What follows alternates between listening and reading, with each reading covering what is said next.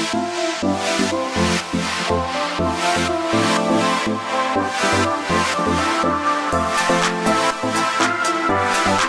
everyone. We hope you all are healthy and safe. MindSpark is honored to have with us our very own COEP alumnus, Mr. Anuj Dua, Vice President at Intel Corporation, on our show, The Quarantine Talks. So, sir, we have a few questions that have been pitched in by users, by COEP students, and by us. We would love to have you answer some of them. Sure, happy to do that. So, sir, you have had a long and illustrious career. So, what are the significant changes that you have observed in the work culture of people around you throughout these years? Well, first of all, thank you for having me. And when you say long and illustrious career, I feel like I'm close to retirement. So please don't say that. It's still relatively, yes, I guess long by some measures, but yeah, I've had the chance to work in this industry for a couple of decades. So maybe by that measure, it's true. What's changed in the work culture? It's a really good question. I've worked at Intel for the last 25 years, and so my perspective is relatively narrow because it's from the lens of what I've done with this company. And I'll say, it obviously was a smaller place back in the days when I joined. People were a lot more multidimensional, and because we were fewer people, you had the engineering with the marketing, with the sales, with the technical support, with the HR, with the legal finance teams, all relatively close to each other. I remember we used to all be in the same building. And if you had any questions, you kind of reach out, and you had a little bit more of a, smaller, informal kind of group of people that you could reach out to and solve problems with. Of course, as the world has gotten bigger and more complex, and as the opportunities have grown, as technology has evolved, as markets have grown, as globalization has happened, that sense of sort of being kind of a small group of companies and small group of people working together has diffused a little bit. But I suspect, and so right now you have, departments that are doing the same project across 4 different time zones. So, the opportunity to interact with them on a face-to-face basis is less so than it was in the past. So you have to find ways of communicating, creating relationships. Obviously, when you know someone, you meet with them on a day-to-day basis, you get to know not just the skills of the person, but the personality behind the person as well. And I think that's part of the challenge in a globalized world where you're networked. Of course, mediums and technologies like this make it a little easier. But that's sort of the one big shift I've seen, at least in the interaction and the culture of the workspace. The other side, the flip side of that is, I will say, I remember back in the day when I'd started working, it was required that we had to be at work at 8 o'clock in the morning. There was actually there was a list of people who had signed in their names if they were late, and it was sort of a record that was kept, and a little bit of shaming that was done in case people didn't make it. Now, of course, the work environment is a little bit more liberal, working from home. I think there's a little bit more respect of people's personal time and giving them the space to go do things that they want to do. So in that sense, I think it's a little bit more flexible and recognizing that people can do their good work even if they don't come into the office. So I think it's a little bit of a balance of both. Very true, sir. So among the students, those studying computer and ENTC engineering still have Intel processors and microcontrollers in our course, as these devices serve as the foundation blocks for today's advanced devices. So how important and revolutionary do you think the development of these legendary semiconductor chips were? Wow, well, you're asking me sort of almost an existential question for my work, at least, right? I'll tell you a funny story. The reason I kind of work at the place I do is because of my final year at COEP, and in particular, we studied the 8085, and I don't know if you guys are still using the Gaonkar book, but that was like the Bible for microcontrollers and microprocessors. And part of it was that the way the passion of our teachers really kind of really is what sparked my curiosity and interest in computers. So and from then it was I understood the x86 language, and I had a desire to go work at a place like Intel.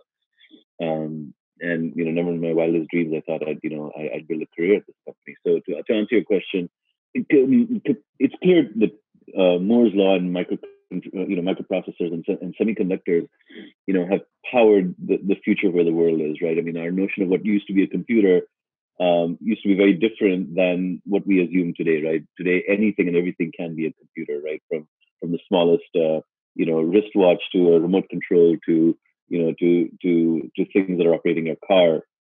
beyond the traditional form factors we have in our desks and our notebooks. So just when I step back and think about how much the world has advanced and the whole notion of globalization, everything literally from the iPhone to artificial intelligence, ultimately can be traced back to the phenomenon in semiconductor technology called Moore's law, which is you're basically increasing the computing power and capability of computers, at an exponential rate. And so it feels great to be working in an industry like that. But there's also that this is not the end. There's a lot more to come. And then you also think about sort of the responsible use of technology and what AI is doing for the world, and think about ethical AI.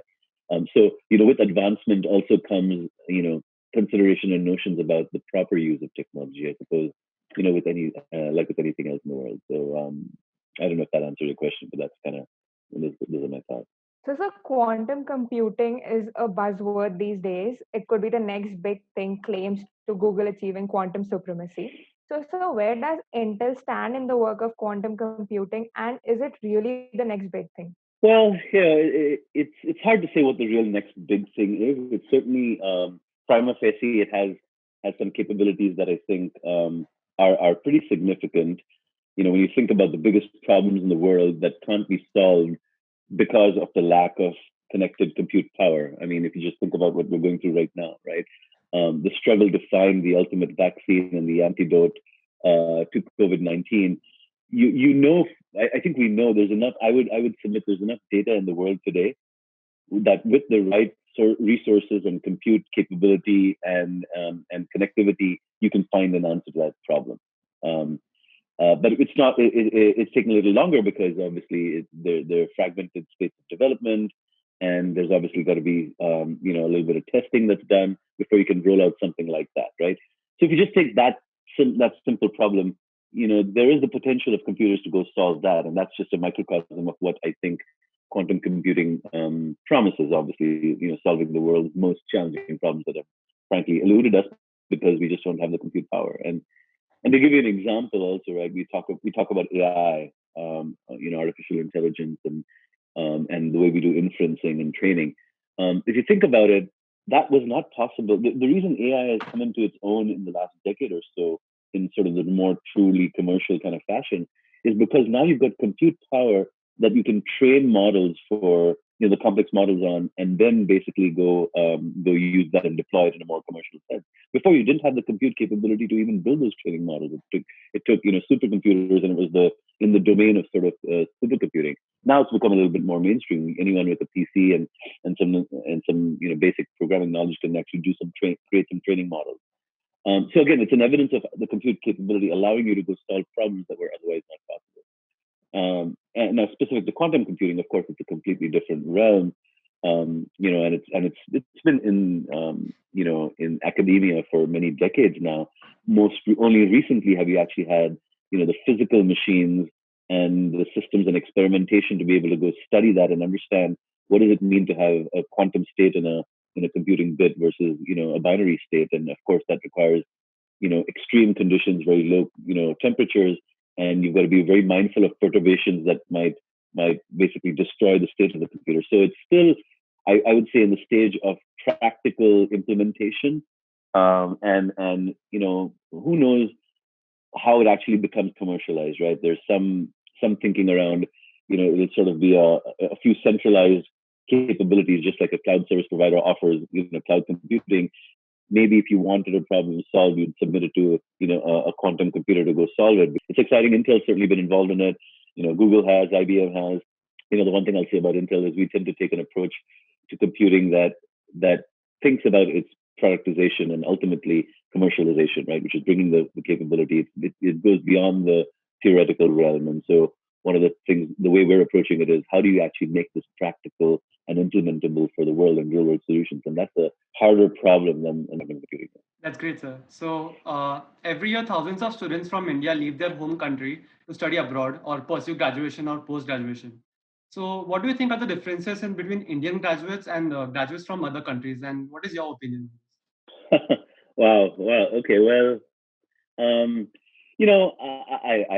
don't know if I can put a finger on it, but I think the things that you would not be a surprise to you is obviously by virtue of how much we tend to pay attention to the importance of a good education back in India. The whole the familial and structural society structure that encourages being curious, learning, paying attention to important things like exams, etc. Just drives that sense of curiosity and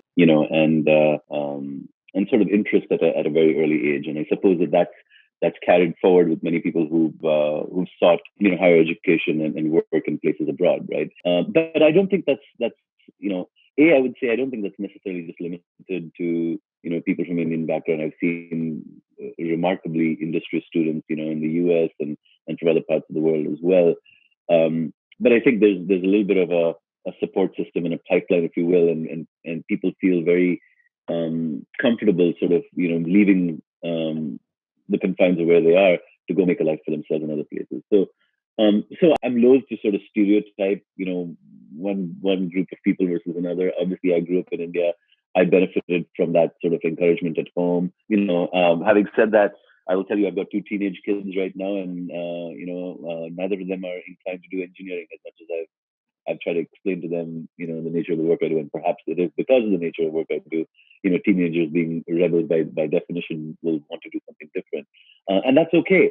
But part of it is, the opportunities that have opened up in the world beyond, something like engineering are just remarkable, and I wish I had some of those opportunities myself when I was growing up. I think you guys are growing up in a very different world, and so the ability to make a career in something that you have a passion for and an interest for, I think is ultimately what what you should pursue, and certainly something I've talked to my kids about. So, engineering and MBA, it's a pretty popular combination amongst engineers these days. So why do you think this combination is so popular, and what are the factors that make this so popular, and what opportunities does this combination create for engineers? Yeah, it's a good question. The way I think about it is not so much MBA and engineering. I think about it as the intersection of sort of technology and business, right? And sometimes even technology and the arts, if you will. And yes, the academic medium through which you approach those are something like an engineering degree and an MBA. But certainly I have found that kind of thinking has helped me quite a bit. I started off my career as an engineer doing design on like the Pentium processor and chips like that. And I was, let's say, kind of a domain expert, like many engineers, right? You become a design expert or an architecture expert or a validation expert, and you take pride in the work that you do, and you have deep domain knowledge about it. And actually, it's quite, personally fulfilling and satisfying to have a career like that. But speaking for myself personally, I found, while after I became a bit of a domain expert, I would get bored pretty easily, and kind of continuing to just do the same kind of thing is what wasn't something that interested me. And so I kind of branched out, and I wanted to go do something, and asked my manager to give me an opportunity to do something, beyond just my design work. And that sort of curiosity kind of fed on itself, and I kind of learned to do a little bit of competitive analysis and work with the sales team. And then I decided I went to business school to get a formal MBA so I could speak the language a little bit better. And then just understanding both, the what it takes to develop technology, and then more importantly, what business opportunities there are for that technology, and who's actually going to pay for it, and what problems are you really solving, gives you some really good insight to go think about, hey, am I building something just for technology's sake? And am I just issuing patents because I feel good about the intellectual rigor of a technology development? Or do I get the satisfaction from making sure the technology, no matter how complicated it is, actually has value in the world, and someone is willing to pay for it, right? And so I think from that perspective, being able to speak both languages in some sense, right? Because they're slightly different languages, but interrelated, and being able to explain to a technologist the business impact of what they're doing, and explain to a business person the technology, rigor and invest and innovation that goes into something, I think is a really useful skill to have, and you can kind of traverse, both sort of domains, if you will. And so that's certainly something that has guided my career and development, and something that interests me. So, sir, we all know with power comes great responsibility, but with power and responsibility comes a lot of multitasking and decision making, and a lot of challenges that we face on a daily basis. So, how could we as students incorporate these vital traits so that it could help us in the future? Yeah, I mean, look, I think the world that we live in is full of distractions. By definition, I think we're becoming good multitaskers. At a very young age, right? I see my kids at home also, right? I ask them if they're doing their homework. They claim they're doing their homework with the laptop in front of them while they've got their phone in their hand. And maybe there's other books that are open around them, right? So I think we're all growing. You guys are all growing up in a world where you're becoming efficient multitaskers by circumstance, by your environment. Um, but it is a fair question because the ability to sort of get things done in a constantly distracted world is not easy for everyone, right? You really want to get into the zone to get things done and without distractions as much as possible, but then also have the ability to context switch, from let's say an engineering problem to a business solution to a personal chore that you need to take care of, back to an employee issue and things like that. So yes, you're going to need to context switch, and in classic microprocessor jargon, it's like flushing your cache. For those of you who are engineers, you understand what that is. You do a context switch, you flush the cache completely, you flush the TLBs, and you come in with a fresh prefetch, right, of your pipeline of work that needs to be done. But you do want to execute and retire the instructions that you're working on. So the key thing is, I think having enough of a focus and attention to getting the important things done, and then also having the mechanism so you can actually context switch from one issue to the other. I think is perhaps best is how I can. Now I'll admit that I'm not necessarily the best multitasker myself. I tend to want to kind of finish one thing that I'm working on, but I know that always the tyranny of the urgent and things that come from day to day require you to context switch. So I'm still learning about how best to kind of deal with this myself, quite frankly. So, sir, having studied at Cornell University, what memories and experiences did COEP give you that you could never find anywhere else? Yeah, I mean, look, I think many of the college experiences are kind of similar if you ask any college students, the same kind of thing, right? It's hey, the excitement of going to college for the first time, meeting with people from different backgrounds, um, hanging out at the hostel, learning some of the college life experience. I think those are common themes no matter where you go to college. What I found particularly unique and different, obviously, at COEP is, I just made some of my lifelong friends, that I still have today and in COEP. Now, again, that's probably true of everywhere else, but just, the hostel environment. And even though I lived in the city, I found my time spending a lot of time with my friends from the hospital, and I had a lot of friends from Nasik and Pune, and really just got to spend a lot more time with them in sort of the hostel environment. And of course, COEP has the great boat club, and which is really a unique thing than any other college. And I think I actually even ventured my hand at one of those punt formations in the regatta, etc. I've had friends of mine and I have had funny stories about how we kind of fell into the water in the river and kind of recovered from that not so elegantly. So no, lots of fun times. Every time I go back to Pune, I obviously make it a chance to make it you know a point to go visit COEP.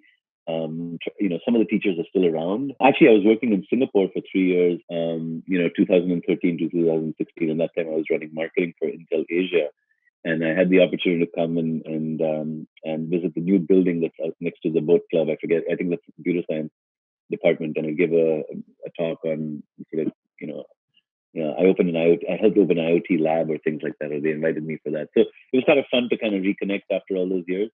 But no, some of my fondest memories, like I suppose anyone that sort of goes through the college experience like you guys are all doing right now, are from those days. And I still have WhatsApp groups, and some of my closest friends are still from the COEP days. And so for those of you that are still there, I'd say cherish and enjoy every moment of the college experience as it affords you.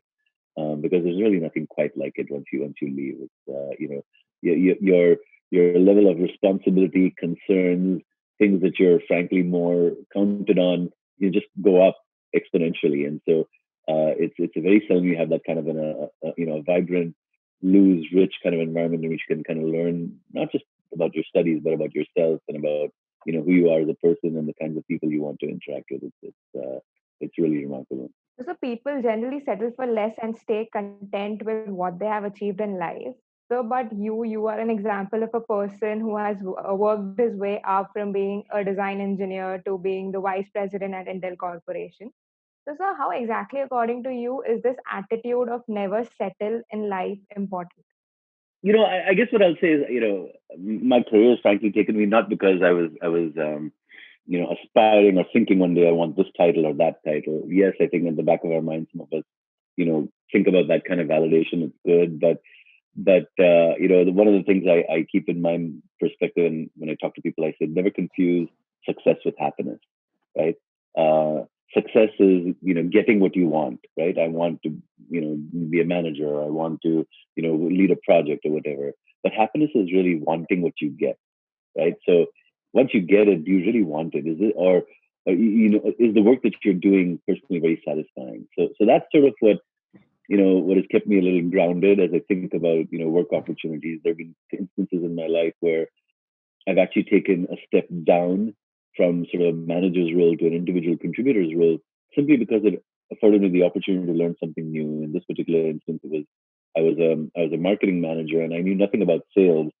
And one of my senior managers at Intel advised that I get some experience working with customers because you learn a lot about how how to better service them and their concerns and how Intel could build better products in need of to satisfy their needs. So I took a move down just because it opened up my mind to new things to learn, and some of the best decisions I made was because of that. And so the mindset really is, I think from my perspective, what's helped me is never. You said never settle, and it's not so much settle because hey, I'm happy and content with what I'm doing, and I don't want to settle for that. It's a little bit of I guess for me it was being comfortable with being uncomfortable and making sure that I tried something new every so often. Right, I mentioned about getting bored with design and architecture.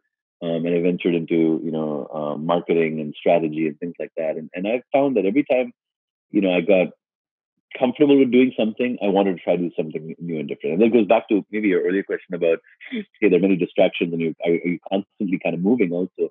As long as you're gathering a set of capabilities and resources and building upon them and kind of improving some kind of yourself and your ability to have a contribution, I think that's what kind of kept me going and driving and kind of and then frankly, like I said, I never really thought about what is my dream job, what is my next job. Is when you get the collection of of experiences, then it just opens up new doors for you, and so then it happens a little bit organically versus kind of planning. And now, which is not to say that's necessarily the only way to think about a career. There's some people actually who I've seen have been very successful because they knew exactly what they want in day one, and they worked really hard towards getting it.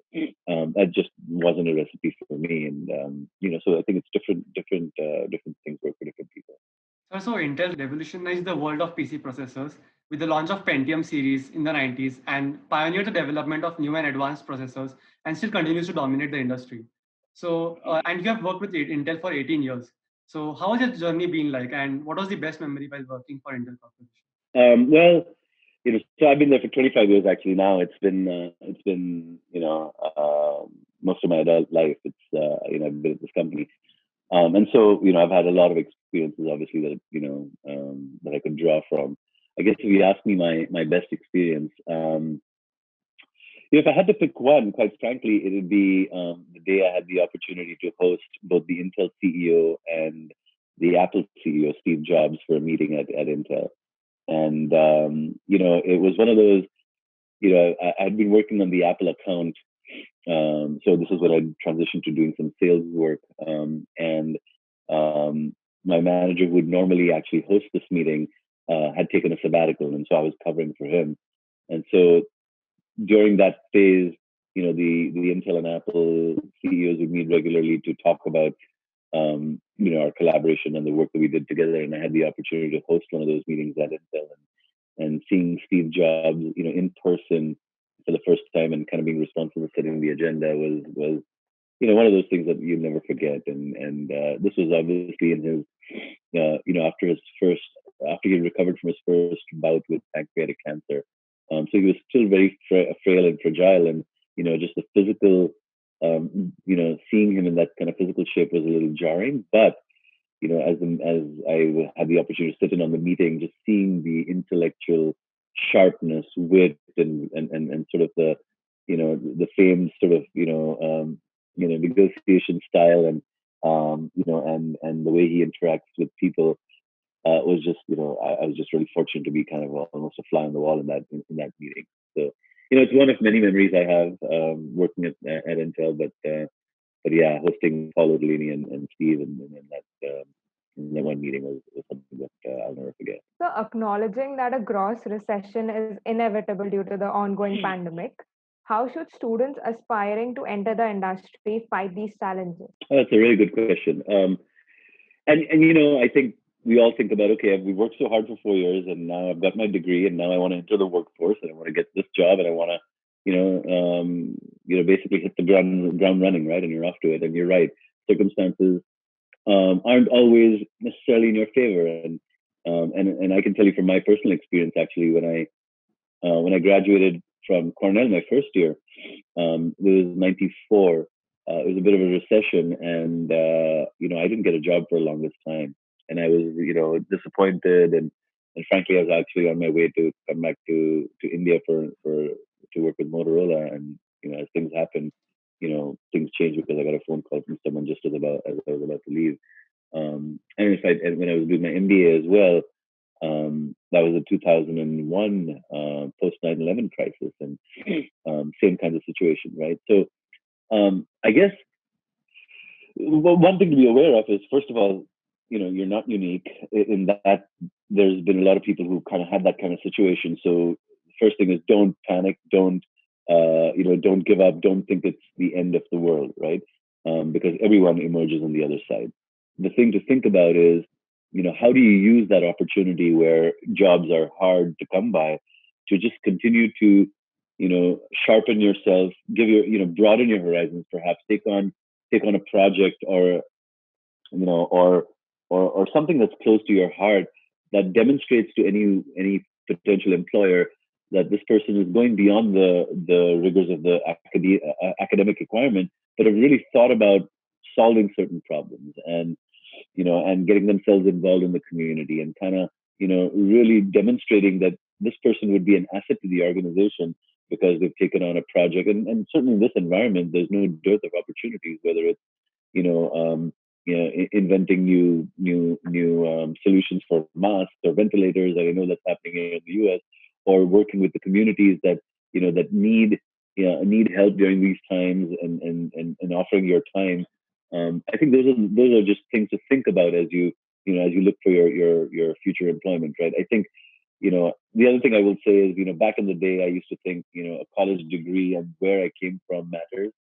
To some extent, the pedigree of the college that you come from does matter, obviously. But in this day and age, especially where, the access to knowledge and the ability to sharpen your skills is almost democratized and everyone has access to it, whether it's, online classes or volunteer opportunities.